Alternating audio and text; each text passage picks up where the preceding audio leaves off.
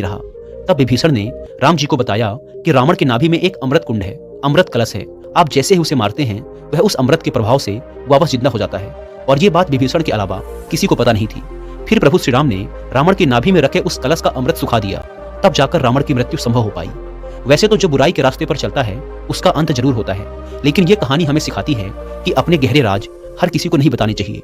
कई बार हम लोगों को ऐसी बातें बता देते हैं जिसके लिए हमें भविष्य में पछताना पड़ता है। इससे ये काश बताई ही ना होती तो आज हमारी ये हालत ही ना होती।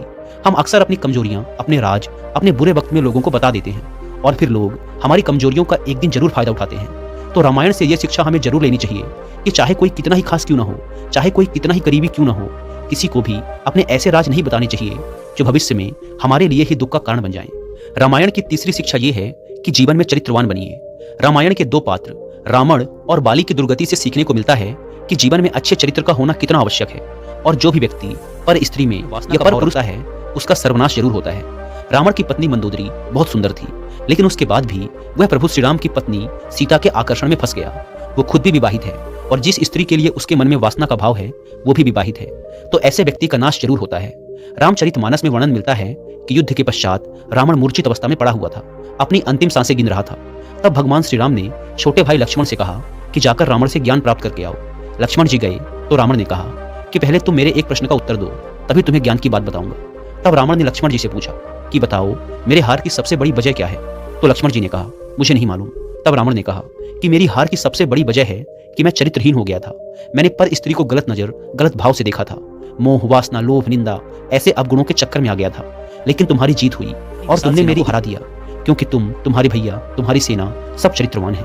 आजकल तो लोग कहते हैं कि शादी के बाद भी पुरुषों के कई स्त्रियों से संबंध होते हैं, स्त्रियों के कई पुरुषों से संबंध होते हैं। ये कलयुग है। लोग कहते हैं आजकल सब चलता है, इंसान एकदम जानवर बनता जा रहा है। ना कोई मर्यादा, ना कोई सीमा, ना कोई सही गलत की समझ है इंसान को। बस जो मन को अच्छा लगे वही करना है। जो लोग अपने जीवन साथी को छोड़कर इधर उधर भटकते रहते हैं, एक दिन उनका खुद का परिवार भी बर्बाद हो जाता है, सब कुछ खत्म हो जाता है। तो हमें रामायण से यह शिक्षा जरूर लेनी चाहिए कि किसी दूसरी स्त्री या पुरुष में वासना का भाव नहीं आना चाहिए।